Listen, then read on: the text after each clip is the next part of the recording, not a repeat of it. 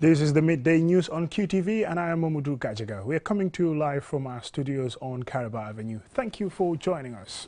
And here are the main local news headlines. Residents of the border village of Kappa and Balen on Monday deserted their villages following a clash of gunfire between the Senegalese army and the MFDC separatist fighters in Casamance. A two-day judicial forum on international justice, best practices and comparative experiences was organized on Tuesday by the Judiciary of the Gambia and partners. The Gambia Competition and Consumer Protection Commission, GCCPC, on Tuesday joined the rest of the world to commemorate World Consumer Rights Day to raise awareness on consumer rights and needs.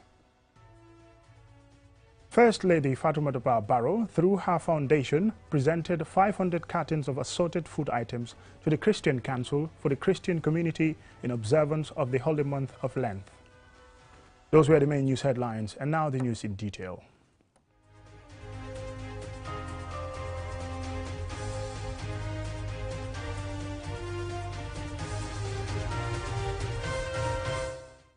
Welcome and thank you for joining us. This is the midday news on QTV. First, we begin with a press release. The Secretary General and party leader of the National People's Party, His Excellency Adama Barrow, will embark on a nationwide tour from 19th to the 31st of March 2022. The tour will give the President the opportunity to thank the people for the trust and confidence they showed in voting for him for a second term in the December 4th presidential election. The President would also use the occasion to ask voters to cast their ballot for NPP and partner party candidates in the 9th April National Assembly election.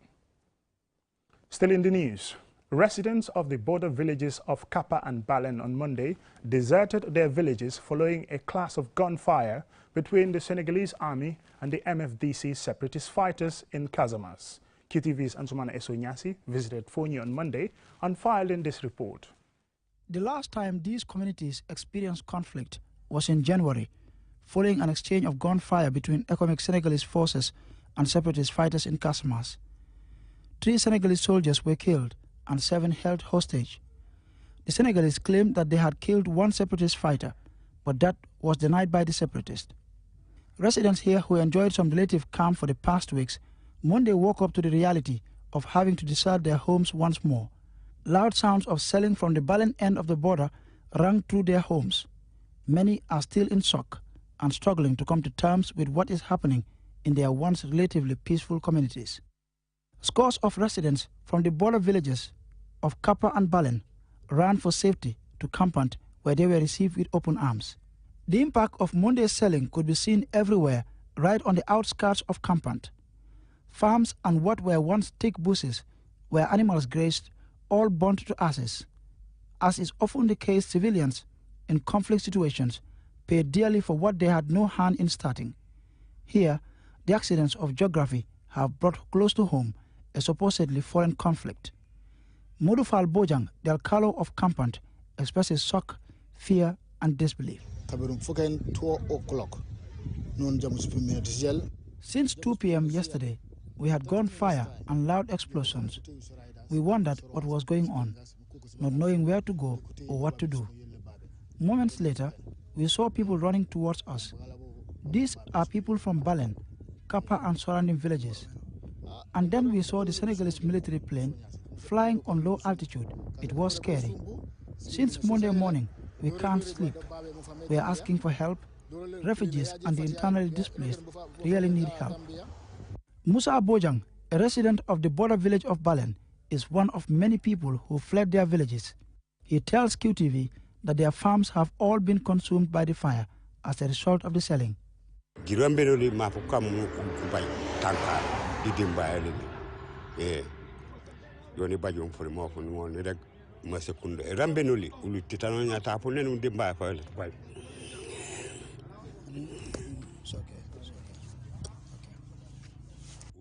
We are begging the government to please help us. We have nowhere to stay and we do not have food. Our livelihoods have all been destroyed. We feel helpless and neglected. Since yesterday, they have been selling non-stop and their military plane continues to bombard areas very close to our homes. Alassana Baji, a youth leader from Fonyi Bondali, led us to the scene where some of the shells landed in the village of Balen. The impact and fragments of these deadly aerial weapons could be seen everywhere.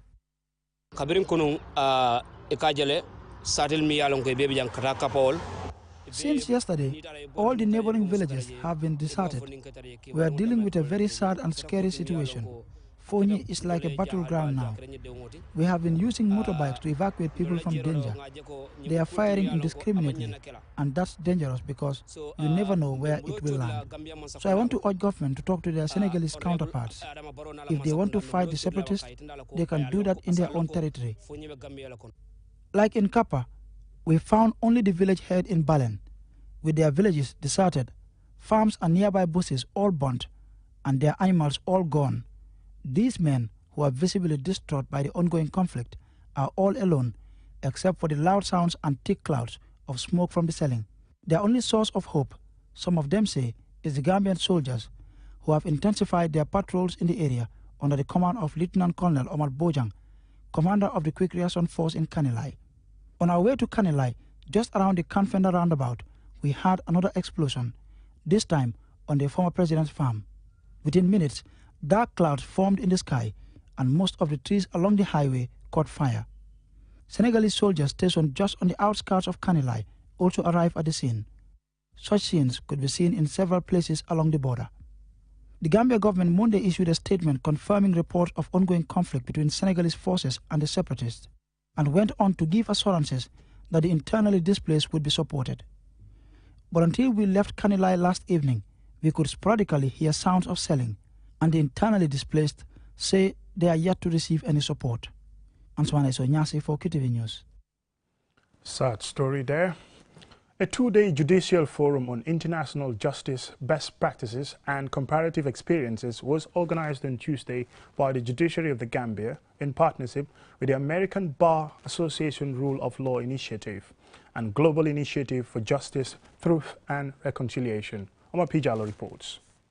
The objective of the forum is to enhance the capacity of the Gambian judiciary to fulfill its expected role of pursuing international justice and providing redress for crimes committed during the previous regime, as the government is expected to deliver on the recommendations of the TRRC report.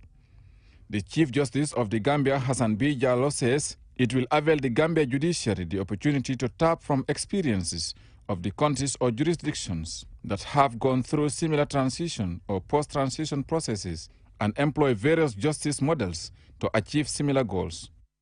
The clear mandate emanating from the TRRC report has heightened public expectations on the delivery of justice from the judiciary, and this colloquium will hopefully provide a platform for interaction between members of the bench and international regional experts, but also between members of the bench, amongst members of the bench themselves, as it aims to be a peer-to-peer exchange forum. The Gambian judiciary has played a crucial role in upholding the fundamental rights of citizens as enshrined in the Constitution and in other regional and international instruments and mechanisms to which the Gambia is a party. Dauda A. Jallo, the Attorney General and Minister for Justice, reveals that the government of the Gambia is actively working on producing a white paper which will contain the government position on the implementation of the TRRC recommendations, adding that the government is also committed towards ensuring the victims of human rights violations during the former regime not only get justice but are also adequately compensated, and ensure that necessary legislative and institutional reforms are carried out to ensure non-reoccurrence.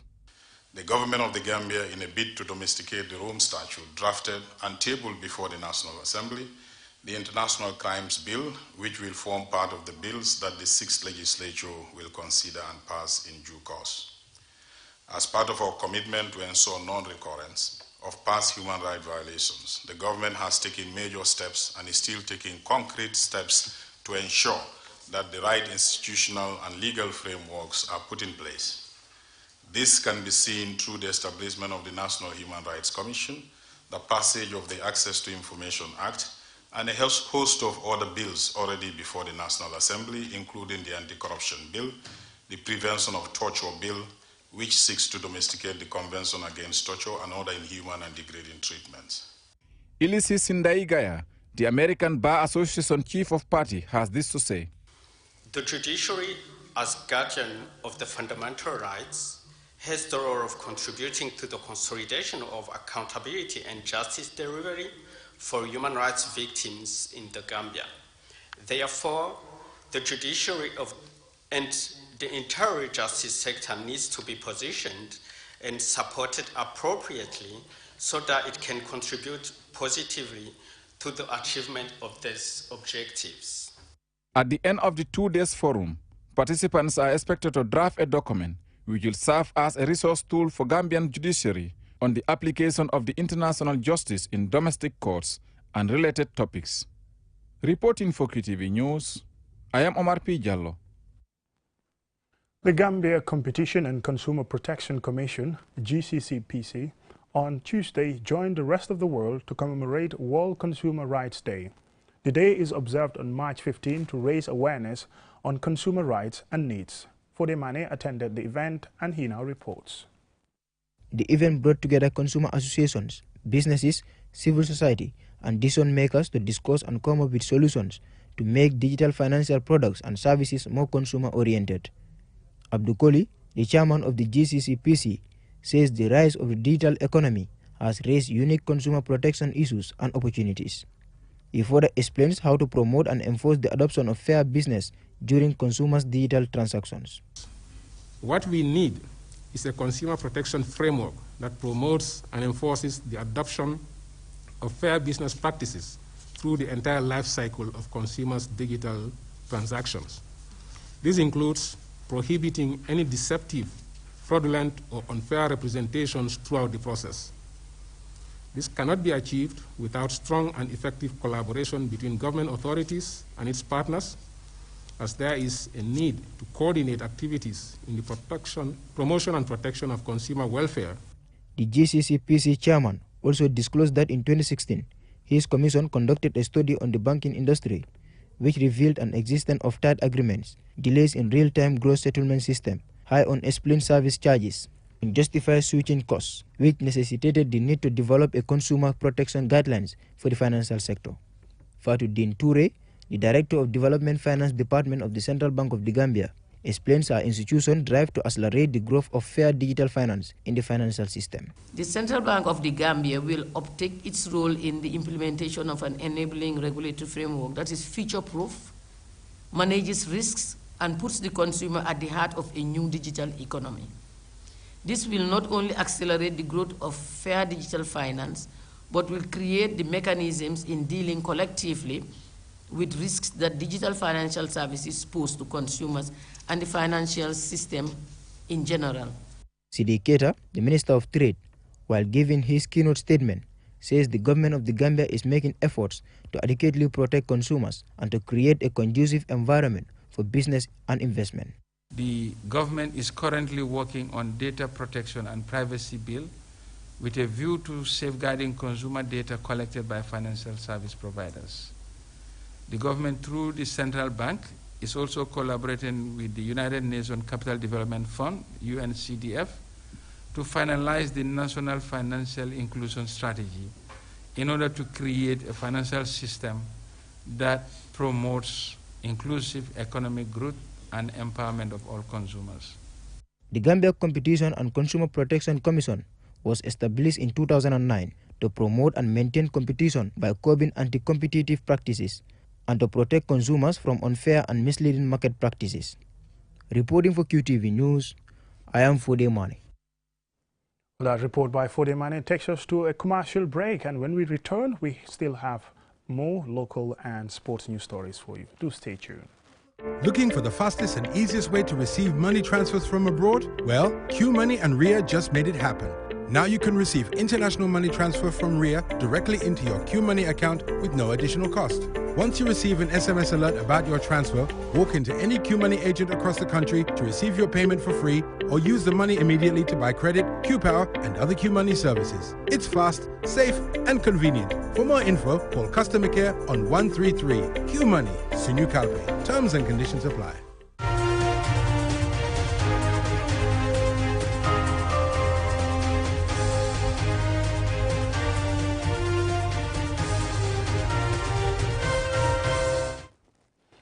Welcome back and thank you very much if you're just joining us. This is the midday news on QTV.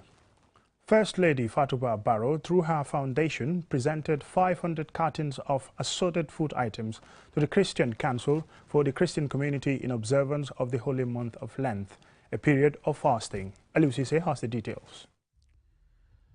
This is the latest humanitarian gesture from the First Lady meant to give back to the underprivileged. Leading a delegation from the Gambian Christian Council to receive the food items at the State House, Bishop James Allen Yaud Odiko, chairman of the Gambian Christian Council, expressed appreciation for the gesture from the First Lady.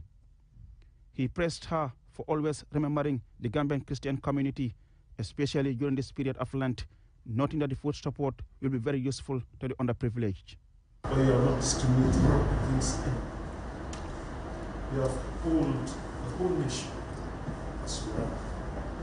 And of course, that's what makes Gambia unique. That's why we are different from other nations. Because we love each other. We look after the interests of each other. We support each other and build each other.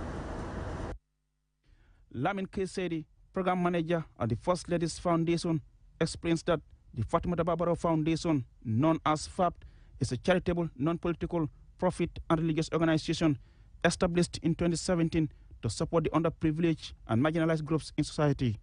We know this may not be enough for the people that we are going to give it to, but we hope that they will appreciate, as Bishop said, and in a little way, it will contribute to really easing the cost on them for that day or week that they will be utilizing the service. We are looking forward to doing more of this in the coming years. Her Excellency is conscious of the fact that, as Bishop said, that she is the mother of the nation. And as a mother of the nation, you are supposed to embrace every member of your family, irrespective of their political affiliation, irrespective of their religion. This is what she stood for. When she gives out, when the foundation gives out, we don't question faith, we don't question political affiliation. What matters is who is in need. For her part, First Lady Fatoumata Barrow, while wishing the Christian community a blessed month of Lent, gave assurances of her continued support. This assorted food items that were given to you was given to us by a brother from Egypt. And we believe it's for the Gambians, not for any religion. We're just giving you part of that because Gambia is what he said. He said it's for the Gambians. And we're keeping it for the Ramadan. We're also starting a month after yours. April 2nd, we also start Ramadan. And I said, okay, we are in Lent. We have to share with them because we believe that the more you share, the more you get. These 500 cartons of assorted food items will provide relief to many who are struggling to provide meals for their families during this Lent period. Reporting for QTV News, I am Aliou Cissé. The mayor and the CEO of Banjul City Council on Saturday urged the people of Banjul to remain united and continue supporting council's development agenda. They were speaking at the council's third EU-funded town hall meeting held in Banjul Central. Ansumane Sonyasi has more. Reacting to some of the questions, both Mayor Rahim Malik Lowe and CEO Mustafa Bacheli stressed the importance of unity and commitment to duty, urging Banjulians to take ownership of council's development projects. They also called on residents who may have wanted clarification regarding council projects or need support such as scholarships as well as development concerns to reach out to council, and went on to chronicle development projects implemented by council in the past 4 years. dañ njëkk a seet ne council am na ay ghost workers yu fa nekk ñu address loolu.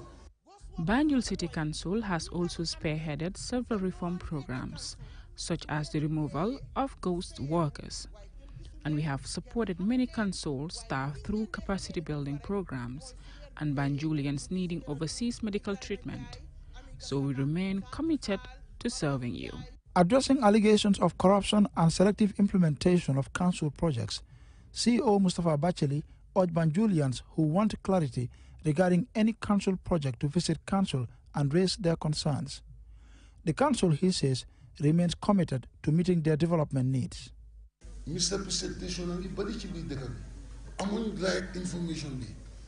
Anybody who wants clarification or any information regarding council's work, you are welcome.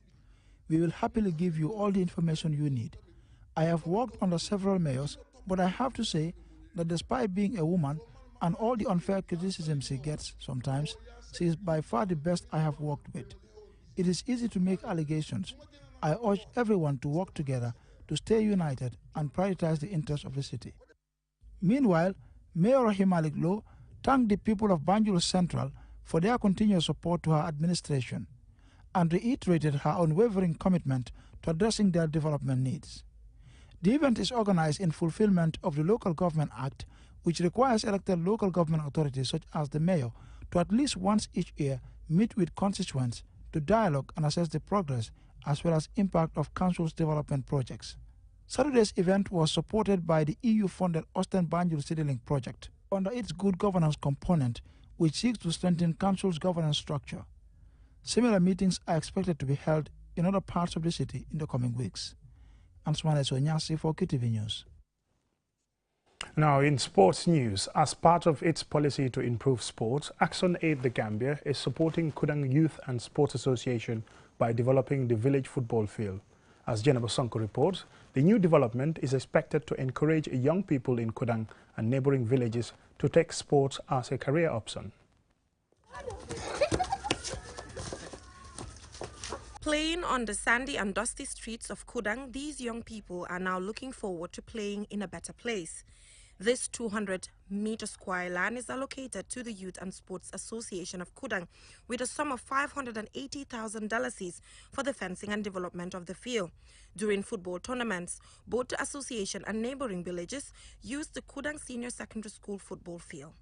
Through the same project, ActionAid has also supported lower, upper and senior schools in Kudang with cash to improve sports education. We engaged ActionAid Director Omar Baji on the project, and according to him, combating irregular migration is one of the main objectives of the project. We are doing it in order to really halt this migration that is going on. We hope this will contribute to that, because if we don't manage migration very well, we'll end up losing all the youths of this country, and development cannot go forward. You know, if you have a child who is in Europe or in Americas, send you money to build a house. If the youths are not there, that house cannot be built. Sheriff Abassanyang, the governor of CRR, welcomes the project and spoke about sustainability. That really starts from the planning stage. You know, if you don't plan properly, definitely you will lead to a failure.